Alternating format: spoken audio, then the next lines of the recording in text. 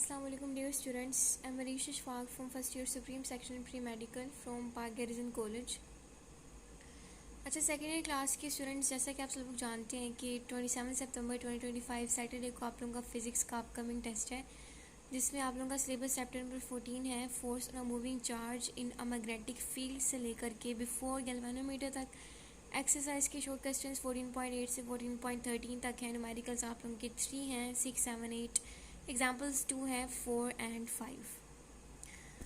इस सिलेबस के अंदर जो आप लोगों का सबसे पहला टॉपिक आता है वो है motion of a charged particle in electric and magnetic field.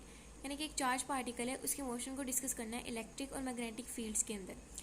Electric field की बात कर लेते हैं तो इलेक्ट्रिक फील्ड में जब चार्ज पार्टिकल आएगा तो उस पर एक इलेक्ट्रिक फोर्स एक्ट करेगी, राइट। वो वाली जो फोर्स है उसका फॉर्मूला है F=QE। और उस फोर्स की डायरेक्शन की बात करें तो देखें, जब एक इलेक्ट्रिक फील्ड के अंदर आप पॉजिटिव चार्ज को हम रखेंगे ना, जब पॉजिटिव चार्ज आएगा तो उस पर जो इलेक्ट्रिक फोर्स एक्ट करेगी, यानी कि ये इधर को एक्ट कर रही है, तो वो जो फोर्स एक्ट करेगी वो इलेक्ट्रिक फील्ड के पैरेलल एक्ट करेगी। लेकिन जब हम नेगेटिव आयन को देखेंगे तो उस केस में जो इलेक्ट्रिक फोर्स उस पर एक्ट करेगी वो इलेक्ट्रिक फील्ड लाइंस के एंटी पैरेलल एक्ट करेगी, राइट।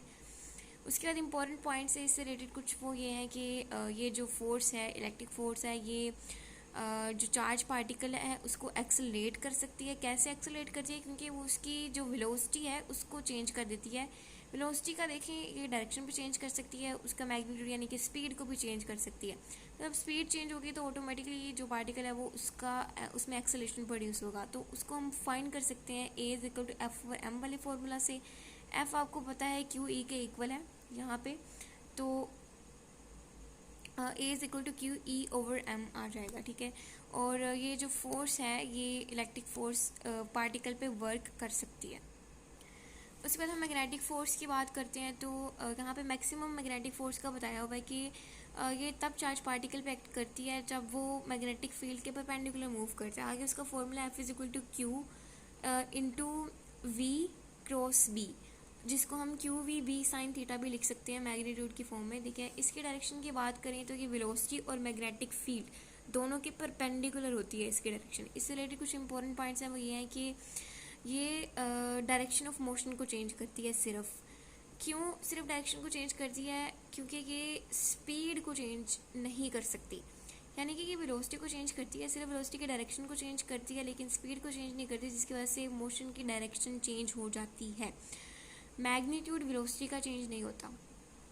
उसके बाद इसको हम डिफ्लेक्टिंग फोर्स भी कहते हैं और ये पार्टिकल पे कोई भी वर्क नहीं करती। लॉरेंस फोर्स की बात करते हैं आगे। लॉरेंस फोर्स क्या है कि जब एक चार्ज पार्टिकल को हम इलेक्ट्रिक और मैग्नेटिक फील्ड दोनों को कंबाइन करके उसमें से चार्ज पार्टिकल को जब गुजारते हैं तो उस पर इलेक्ट्रिक और मैग्नेटिक फोर्स दोनों कंबाइन होकर लगती हैं उस चार्ज पार्टिकल के ऊपर, और जब वो कंबाइन होकर जो चार्ज पार्टिकल पे फोर्स लगती है उसको हम लॉरेंस फोर्स कहते हैं, ठीक है, जिसका फॉर्मूला आपके सामने है, ठीक है। उसके बाद हम बात करते हैं कि वेलोसिटी सेलेक्टर। अब वेलोसिटी सेलेक्टर कैसे काम करता है कि इसके अंदर both electric and magnetic fields are perpendicular to each other, ठीक है। इलेक्ट्रिक और मैग्नेटिक फील्ड्स दोनों एक दूसरे के परपेंडिकुलर होती हैं, जैसे कि आप इस डायग्राम में देख सकते हैं। उसके बाद हमारे पास जो चार्ज पार्टिकल है वो भी इन दोनों के projected perpendicular to both electric and magnetic field, वो भी इन दोनों के परपेंडिकुलर मूव करता है, प्रोजेक्ट होता है दोनों फील्ड्स के, ठीक है। और इसमें क्या होता है कि जब हम इन दोनों फोर्सेस के मैग्नीट्यूड को इक्वल कर देते हैं ना, यानी कि इलेक्ट्रिक फील्ड और मैग्नेटिक फील्ड दोनों को हम इक्वल कर देते हैं उनकी स्ट्रेंथ को, तो जो चार्ज पार्टिकल होता है उस पर कोई भी फोर्स नहीं लगती, F0 0 हो जाती है, जिसकी वजह से जो हमारे पास E है वो =VB आ जाता है, ठीक है। और E/B की रेशियो जब हम करते हैं तो हमारे पास V यानी कि वेलोसिटी इक्वल आ जाता है। अब वेलोसिटी का यूनिट क्योंकि मीटर पर सेकंड है इसलिए E/B का यूनिट भी मीटर पर सेकंड के इक्वल आ जाता है, ठीक है। इससे रिलेटेड कुछ शॉर्ट क्वेश्चंस हैं जिसमें डिफाइंस लॉरेंस फोर्स वो आपसे पूछ सकते हैं, ठीक है, जिसमें आपने लॉरेंस फोर्स बताना है कि कंबाइन जब फोर्स लगती है। उसके बाद what condition will charge particle move in straight line when both electric and magnetic fields are present. देखिए कि ऐसा तब होगा जब मैग्नेटिक फील्ड्स और इलेक्ट्रिक फील्ड दोनों परपेंडिकुलर होंगी और चार्ज पार्टिकल भी इन दोनों के परपेंडिकुलर प्रोजेक्ट किया जाएगा। उसके बाद डिस्क्राइब वेलोसिटी सेलेक्टर, तो वेलोसिटी सेलेक्टर में ये जो यहाँ पे आपको बताया है उसको आपने एक्सप्लेन कर देना। अच्छा, सेकंड टॉपिक की हम बात करें तो वह है determination of e over m of an electron. एक इलेक्ट्रॉन है, उसकी आपने charge to mass ratio find करनी है, ठीक है। तो उसके लिए क्या मेथड है, कैसे करेंगे? सबसे पहले इसका प्रिंसिपल है कि हम किस प्रिंसिपल की बेस पे इसको करेंगे। वो क्या है कि when a beam of charge particle enters perpendicularly to magnetic field it starts moving in a circle, ठीक है। ये एक मैग्नेटिक फील्ड है, ठीक है। जब एक चार्ज पार्टिकल इसके परपेंडिकुलर आएगा ना इसके अंदर, तो वो एक सर्कल में मूव करना शुरू कर देगा। तो अब इसमें क्या है कि जब सर्कल में मूव करेगा तो जाहिर है सर्कल में कोई चीज़ मूव करती है तो वो सेंट्रीफ्यूगल फोर्स की वजह से मूव करती है, और यहाँ पे वो फोर्स मैग्नेटिक फोर्स प्रोवाइड कर रही है, यानी कि मैग्नेटिक फोर्स सेंट्रीफ्यूगल फोर्स के इक्वल है, मैग्नेटिक फोर्स EVB के इक्वल है, और सेंट्रीफ्यूगल फोर्स mv²/r के इक्वल होती है। अच्छा, इस टॉपिक का जो की फॉर्मूला है वो ये है, E/m is equal to V/BR, जो कि इसी से डिराइव किया गया है, यानी कि इसमें जब हम वैल्यूज पुट करेंगे ना बेसिकली, तो उससे हमारे पास E/m आ जाएगी। आप देखें, इसमें B तो हमें पता होती है मैग्नेटिक फील्ड कि कितनी स्ट्रेंथ है उसकी, क्योंकि वो हम देते हैं, लेकिन यहाँ पे हमें ना वेलोसिटी पता है, ना हमें यहाँ पे रेडियस पता है। अब वो क्या हमने कैसे फाइंड करना है? सबसे पहले हम वेलोसिटी फाइंड करेंगे, उसके बाद रेडियस। अब वेलोसिटी कैसे फाइंड करनी है, उसके लिए क्या मेथड है? एक इलेक्ट्रॉन गन लेनी है जिसमें से इलेक्ट्रॉन आएंगे, ठीक है, जो कि मैग्नेटिक फील्ड के अंदर परपेंडिकुलरली ऐड होंगे।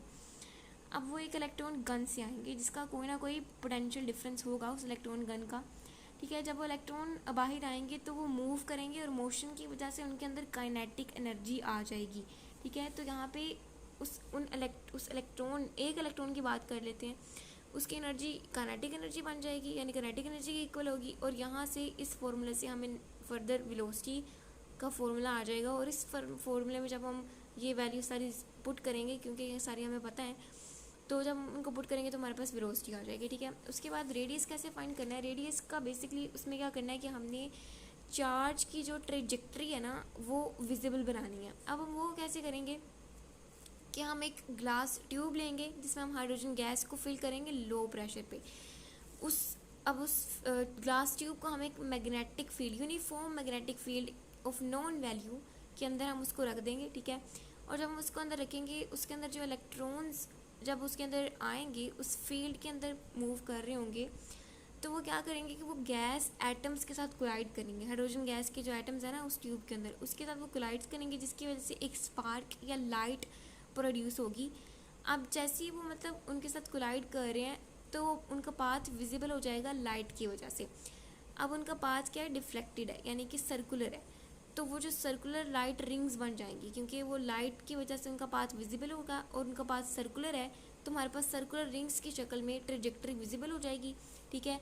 और हम उन सर्कुलर रिंग्स में से उनका किसी भी एक का ले लें पहले, तो किसी एक का डायमीटर फाइंड करेंगे, ठीक है। और डायमीटर जब हमारे पास आ जाएगा तो रेडियस जो होता है वो हमें पता है कि डायमीटर का हाफ होता है, तो उससे हमारे पास रेडियस भी ट्रेजेक्ट्री का उस पाथ का आ जाएगा, ठीक है।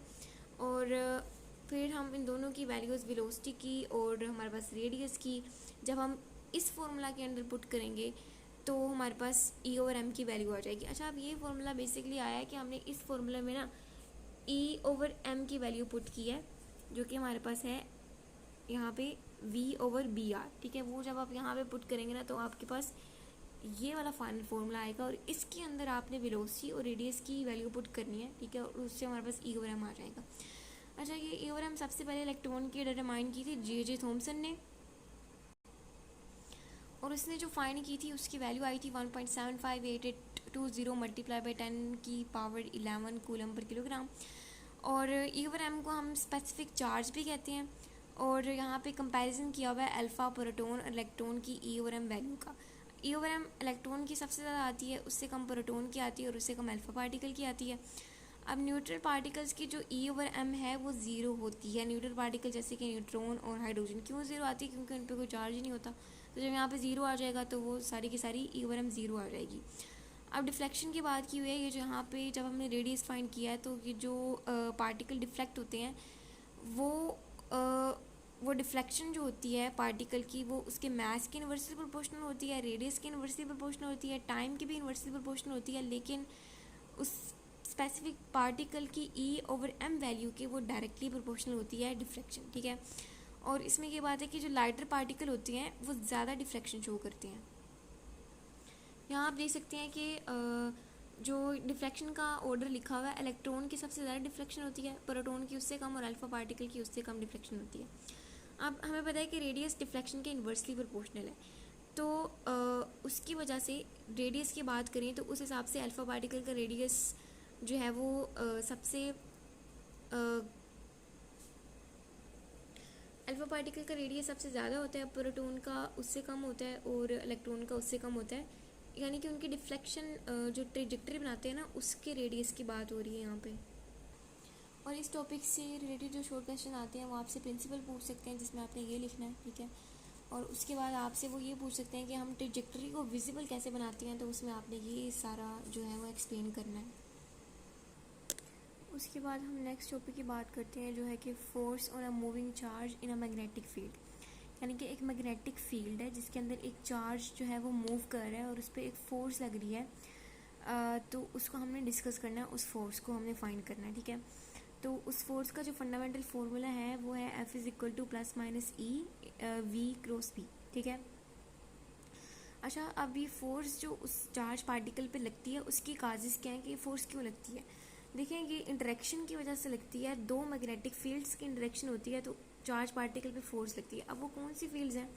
एक तो वो वाली फील्ड जो चार्ज पार्टिकल के अराउंड होती है, यानी कि एक चार्ज मूव कर रहा है तो उसकी मोशन की वजह से क्योंकि वो क्योंकि वो करंट कैरिंग चार्ज है ना, तो उसके गिर्द जो है वो मैग्नेटिक फील्ड प्रोड्यूस हो जाती है।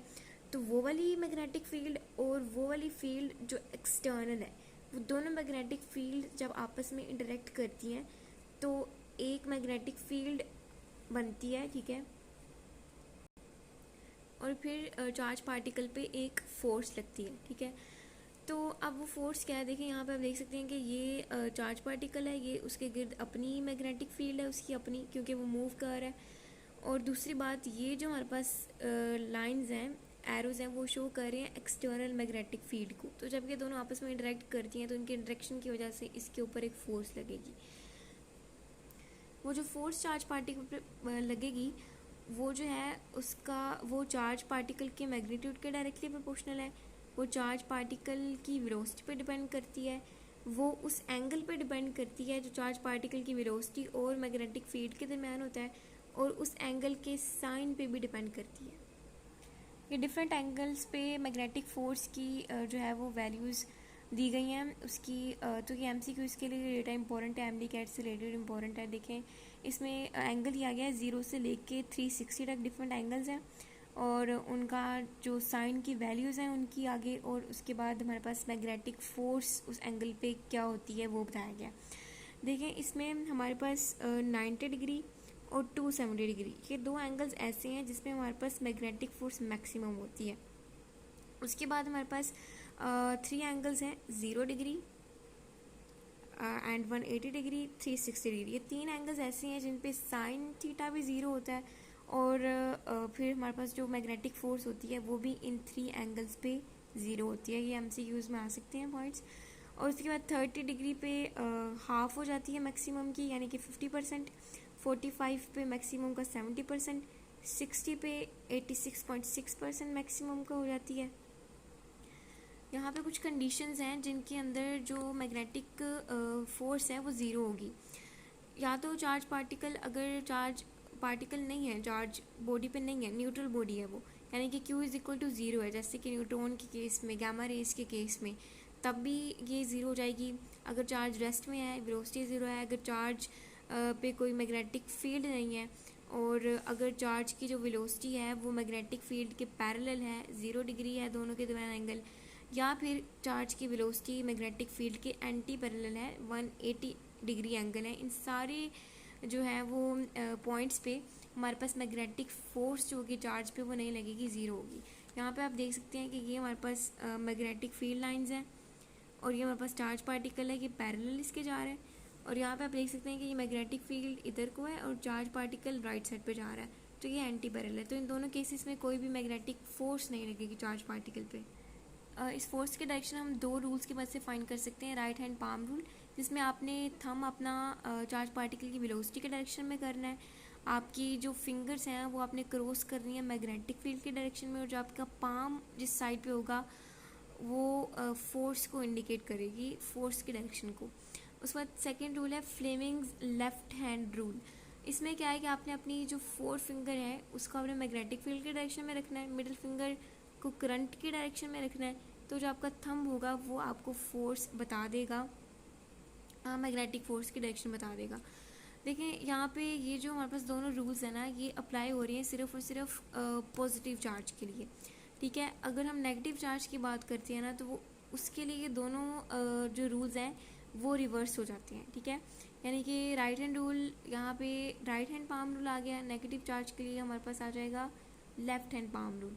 यहाँ पे फ्लेमिंग लेफ्ट हैंड रूल था, पॉजिटिव चार्ज के लिए, नेगेटिव के लिए आ जाएगा फ्लेमिंग राइट हैंड रूल। उसके बाद हम पाथ पे बात कर लें चार्ज पार्टिकल की, कि किस तरह का वो पार्टिकल जो है वो अपना पाथ बनाएगा मैग्नेटिक फील्ड के अंदर। देखें ये एंगल पे डिपेंड करता है कि चार्ज पार्टिकल की वेलोसिटी और मैग्नेटिक फील्ड के दरमियान क्या एंगल है। अगर 0 और 180 है तो हमारे पास स्ट्रेट पाथ आएगा, यानी कि अगर वो पैरेलल और एंटी पैरेलल है तो पाथ जो है वो स्ट्रेट गुजर जाएगा, अनडिफ्लेक्टेड, डिफ्लेक्ट नहीं होगा। अगर 90 और 270 है तो मैक्सिमम फोर्स लगेगी, और वो यहाँ पे आप देख सकते हैं कि वो चार्ज पार्टिकल आया है 90 डिग्री पे, तो वो एक सर्कुलर पाथ फॉलो करेगा। लेकिन अगर एंगल ना तो 0 डिग्री है ना तो 90 डिग्री है, इनके दरमियान है, और या फिर 90 और 180 के दरमियान कोई एंगल है, तो वो एक हेलिकल पाथ को फॉलो करेगा। जैसे कि आप यहाँ पे देख सकते हैं कि कोई एंगल है जो ना तो 0 है ना 90 है ना 180 है, मतलब इनके दरमियान में कोई एंगल है। अब यहाँ पे इसको कर लें कि 45 पे फॉर एग्जांपल ये आ रहा है, तो ये इस तरह से हेलिकल पाथ बनाएगा चार्ज पार्टिकल। आगे हम वर्क डन की बात कर लेते हैं। तो देखिए मैग्नेटिक फोर्स कभी भी वर्क डन नहीं करती। ये क्यों नहीं करती? क्योंकि वर्क डन बस काइनेटिक एनर्जी के चेंज के इक्वल होता है। अब काइनेटिक एनर्जी जब चार्ज पार्टिकल इस तरह से मैग्नेटिक फील्ड में आगे मूव करते हैं ना, तो उसकी काइनेटिक एनर्जी में कोई चेंज नहीं आता, क्योंकि उसकी वेलोसिटी में कोई चेंज नहीं आता, उसकी स्पीड कांस्टेंट रहती है। इस वजह से वेलोसिटी में जो है वो चेंज नहीं आता, तो सिर्फ डायरेक्शन चेंज होती है, और जिसकी वजह से हमारे पास काइनेटिक एनर्जी कांस्टेंट रहती है, जिसकी वजह से हमारे पास कोई भी वर्क नहीं होता है, क्योंकि चेंज इन काइनेटिक एनर्जी 0 होता है। देखिए changing the direction but not speed, यहाँ पे आप देख सकते हैं कि ये हमारे पास वेलोसिटी है, उसकी डायरेक्शन है, और ये हमारे पास सेंट्रीपिटल फोर्स लग रही है। और देखिए यहाँ पे ये जो वेलोसिटी है ना, इसको तो चेंज करता रहता है, कभी यहाँ पे, लेकिन कभी ये स्लो फास्ट नहीं होता चार्ज पार्टिकल, उसकी स्पीड चेंज नहीं होती। इस रिलेटेड कुछ शॉर्ट क्वेश्चंस हैं। सबसे पहले ये उन्होंने पूछा है कि what condition magnetic force maximum कब होगी, मिनिमम कब होगी। मैक्सिमम 90 और 270 पे होती है, और मिनिमम 0, 180, 360 डिग्री पे होती है। इसमें पूछा गया है कि मैग्नेटिक फील्ड जो है वो चार्ज पार्टिकल की स्पीड को क्यों नहीं चेंज करती, क्योंकि वो सिर्फ और सिर्फ उस वेलोसिटी के उस कंपोनेंट को चेंज करती है जो मैग्नेटिक फील्ड के परपेंडिकुलर होता है, और उसको नहीं चेंज करती जो मैग्नेटिक फील्ड के पैरेलल होता है। यानी कि स्पीड को चेंज नहीं करती, सिर्फ डायरेक्शन को चेंज करती है। उसके बाद आपने आगे है आपके पास कि एक चार्ज पार्टिकल है, वो कह रहे हैं कि वो मैग्नेटिक फील्ड के अंदर अनडिफ्लेक्टेड मूव कर रहा है, तो आप उसके बारे में क्या कह सकते हैं? देखिए ये तभी होगा जब वो पैरेलल होगा मैग्नेटिक फील्ड के, या एंटी पैरेलल होगा, जैसे कि आपको इन 2 डायग्राम्स में दिखाया गया है। अच्छा नेक्स्ट टॉपिक है cathode ray oscilloscope. Cathode ray oscilloscope को सबसे पहले फंक्शन डिस्कस कर लेते हैं कि ये करती क्या है। ये एक ग्राफ प्लॉटिंग डिवाइस है, ठीक है, और जो ये मदद करती है कि वोल्टेजेस जो इसको हम प्रोवाइड करते हैं वो कैसे चेंज हो रहे होते हैं टाइम के साथ, ये उसका हमें एक ग्राफ बना के दे देती है ये डिवाइस। इसका प्रिंसिपल क्या है, ये कैसे काम करती है कि सबसे पहले डिफ्लेक्ट करेगी बीम ऑफ इलेक्ट्रॉन को 2 यूनिफॉर्म इलेक्ट्रिक फील्ड में से, जो कि अप्लाई की होंगी 2 सेट्स ऑफ पैरेलल प्लेट्स, और उसके बाद फिर वो बीम जो है वो डिफ्लेक्ट होके स्क्रीन पे गिरेगी, जहाँ पे वो एक विजिबल स्पॉट बनाएगी, जहाँ पे हमें ग्राफ मिल जाएगा। आप देख सकते हैं ये वो 2 सेट्स ऑफ प्लेट्स हैं, यहाँ पे भी डिफ्लेक्शन होती है, यहाँ पे डिफ्लेक्शन होती है, यूनिफॉर्म इलेक्ट्रिक फील्ड, डिफ्लेक्शन के बाद बीम ऑफ इलेक्ट्रॉन ये जाके स्क्रीन पे एक विजिबल स्पॉट बनाती है, और फिर हमें एक ग्राफ मिल जाता है। अच्छा उसके बाद इसके मेन कंपोनेंट्स हैं, हमारे पास इलेक्ट्रॉन गन है, डिफ्लेक्टिंग प्लेट्स, फ्लोरेसेंट स्क्रीन। तीनों में बात करते हैं। इलेक्ट्रॉन गन में हमारे पास कैथोड आ जाता है, ग्रिड आ जाता है, एनोड्स आ जाते हैं जो कि 3 होते हैं, और उन पर पॉजिटिव चार्ज होता है। और एनोड्स करते क्या है कि ये एक्सेलरेट करते हैं इलेक्ट्रॉन्स को हाई स्पीड पे। देखिए यहाँ पे ये हमारे पास फिलामेंट है, ये जो है वो कैथोड को हीट देता है। जब कैथोड को हीट मिलती है तो यहाँ से इलेक्ट्रॉन इमिट होते हैं जिसको हम थर्मियोनिक एमिशन का नाम देते हैं, और उसके बाहर ग्रिड होता है जिसपे नेगेटिव चार्ज होता है, और ग्रिड का काम ये होता है कि वो आने वाले जो नेगेटिव चार्ज के इलेक्ट्रॉन्स होते हैं उनको उनकी इंटेंसिटी मतलब ये सिलेक्ट करता है कि कितने गुजरेंगे और कितने बैक पे जाएंगे। तो इस तरह से ये स्पॉट की ब्राइटनेस को कंट्रोल करता है। उसके बाद 3 एनोड्स होते हैं जिनके पॉजिटिव चार्ज होते हैं कि क्या करते हैं कि ये इलेक्ट्रॉन्स को हाई स्पीड पे एक्सेलेरेट कर देते हैं और उनको चेंज कर देते हैं एक थिन, शार्प और फोकस्ड बीम में। और उसके बाद आ जाती हैं हमारे पास डिफ्रैक्टिंग प्लेट्स। डिफ्रैक्टिंग प्लेट्स के 2 सेट्स होते हैं, एक एक्स प्लेट्स होती हैं, एक वाई प्लेट्स होती हैं। जो एक्स प्लेट्स होती हैं वो बीम को हॉरिजॉन्टली डिफ्रैक्ट करवाती हैं और वाई प्लेट्स वर्टिकली डिफ्रैक्ट करवाती हैं। और एक्स प्लेट्स होती हैं वो बीम के साइड्स पे होती हैं, यानी कि एक उधर होती है एक इस तरफ होती है। और वाई प्लेट्स होती हैं जो बीम के हॉरिजॉन्टल होती हैं, यानी कि एक ऊपर एक नीचे। और उसके बाद हमारे पास फ्लोरेसेंट स्क्रीन। फ्लोरेसेंट स्क्रीन पे यहाँ से बीम जाएगी, फ्लोरेसेंट स्क्रीन पे जाके पड़ेगी और वहाँ पे हमें एक ब्राइट स्पॉट मिलता है जिसकी वजह से हमें एक ग्राफ मिल जाता है डेटा की फॉर्म में। इसमें एक बहुत अहम बात है कि हमारे पास यहाँ पे देखिए एक्स प्लेट्स को हम स्वीप या टाइम बेस जनरेटर भी कहते हैं। क्यों कहते हैं? क्योंकि इसको जो इनपुट वोल्टेज दिया जाता है वो कैथोड ऑसिलोस्कोप के अंदर से इसको दिया जाता है, बाहर से नहीं दिया जाता। तो ये हमें एक इस तरह से ये आप देख सकते हैं साटूथ वोल्टेज वेव फॉर्म देता है, जो कि हमारे पास ये फॉर्म होती है विद रिस्पेक्ट टू टाइम। यहाँ पे आप देख सकते हैं कि ये जो तीनों साटूथ वोल्टेजेस हमें मिले ना, देखिए ये तीनों एक ही टाइम में, यानी इन तीनों का टाइम इक्वल है। अगर ये एक 1 सेकेंड में मिला है, ये भी 1 सेकेंड में मिला है, ये भी 1 सेकेंड में मिला है, इसलिए हम एक्स प्लेट्स को टाइम बेस जनरेटर भी कहते हैं। देखिए आगे सिंक्रोनाइजेशन है कि बहुत इंपॉर्टेंट है इस टॉपिक से रिलेटेड ये बात कि देखिए इसमें हमें स्टेशनरी वेव फॉर्म एंड पे चाहिए होती है जो हमारे पास ग्राफ में बनती है, यानी कि उसकी वेव फॉर्म जो है वो स्टेशनरी होनी चाहिए। उसके लिए ये ज़रूरी है कि जो हमारे पास टाइम बेस फ्रीक्वेंसी है ना, यानी कि ये 60 वोल्टेज की जो हमारे पास फ्रीक्वेंसी है वो हमारे पास इक्वल होनी चाहिए, वो सिंक्रोनाइज्ड होनी चाहिए उस सिग्नल की फ्रीक्वेंसी के साथ जो हम बाहर से वाइब्रेट्स को दे रहे होते हैं। ये दोनों सिंक्रोनाइज होंगी तो हमारे पास एक स्टेशनरी वेव फॉर्म आएगी एंड पे। अच्छा, इसके यूजेस हैं उसके बाद के इसमें देखेंगे गिवन वोल्टेज की वेव फॉर्म डिस्प्ले करती है। हम वोल्टेज फाइंड कर सकते हैं, फेज़ और फ्रीक्वेंसी फाइंड कर सकते हैं। जब हमारे पास ग्राफ आ जाएगा, वेव फॉर्म आ जाएगी, तो उससे हम ये फेज़ भी फाइंड कर सकेंगे, फ्रीक्वेंसी भी फाइंड कर सकेंगे और वोल्टेज भी। और वाई एक्सिस पे वोल्ट्स लेती है, एक्सिस पे टाइम लेती है। क्योंकि एक्सिस पे टाइम है उसकी वजह से हम किसी भी इंस्टेंट पे जो है वो वैल्यू फाइंड कर सकते हैं वोल्टेज की, और किसी पीक पे भी हम फाइंड कर सकते हैं, और टाइम पीरियड भी फाइंड कर सकते हैं इनपुट सिग्नल का, क्योंकि हम एक्स एक्सिस पे टाइम ले रहे हैं। इससे रिलेटेड कुछ शॉर्ट क्वेश्चंस हैं, जैसे how does grid control the brightness of the spot on screen. ये मैंने आपको बता दिया कि ग्रिड पे नेगेटिव चार्ज होता है तो उसकी वजह से वो करती है ऐसे। Explain the role of X plates Y plates in form wave. इसमें आपने बता देना है कि एक्स प्लेट्स जो है हॉरिजॉन्टली डिफ्लेक्ट करती हैं, वाई प्लेट्स हमारे पास वर्टिकली डिफ्लेक्ट करती हैं। ये टाइम को शो करता है, यहाँ पे हमारे पास वोल्टेजेस को शो कर देती हैं। और इसमें मेन पर्पस ऑफ CRO का ये है कि वोल्टेज फाइंड करने के लिए यूज़ होती है विद रिस्पेक्ट टू टाइम। उसके बाद what is the function of the time based generator in a CRO।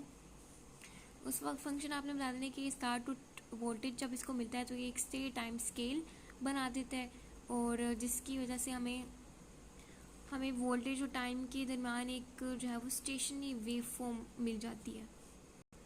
उसके बाद लास्ट टॉपिक को डिस्कस कर लेते हैं कि टॉर्क और करंट कैरिंग कोयल। देखें एक कोयल है, उसके अंदर जो है वो आपने करंट हमने उसको एक्सटर्नल प्रोवाइड किया हुआ है। यहाँ आप देख सकते हैं कि ये कोयल है, उसके अंदर हमने करंट दिया उसको हमने एक मैग्नेटिक फील्ड में जब हम रखते हैं तो उसके ऊपर जो है वो टॉर्क लगता है, यानी कि वो जो है वो रोटेट करना शुरू कर देती है। ठीक है, तो इसको हम डिस्कस करने लगे हैं इस टॉपिक में। इसका ये फॉर्मूला हमारे पास जो फोर्स उस पर लगती है कोयल पे, जिसकी वजह से वो रोटेट करना शुरू हो जाता है, ये वो फोर्स है, और मैग्नेटिक की फॉर्म में हम इसको ऐसे लिखेंगे।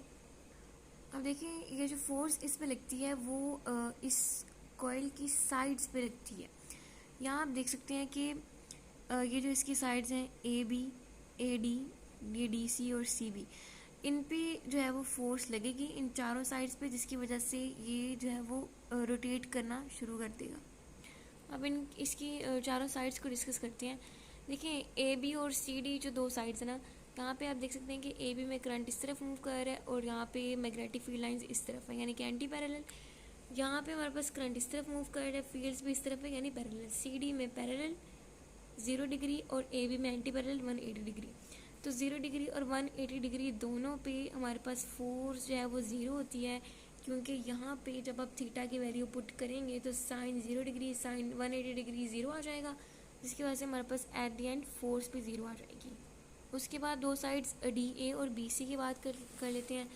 यहाँ पे देखिए आप डी ए और बी सी ये दोनों क्या हैं, ये इन लाइंस के परपेंडिकुलर हैं, यानी कि यहाँ पे थीटा जो है वो 90 डिग्री आ जाएगा। जब वो फॉर्मूला में पुट करेंगे तो हमारे पास यहाँ पे मैक्सिमम फोर्स आ जाएगी, यानी कि इन दो साइड्स पे जो है वो मैक्सिमम फोर्स लग रही है।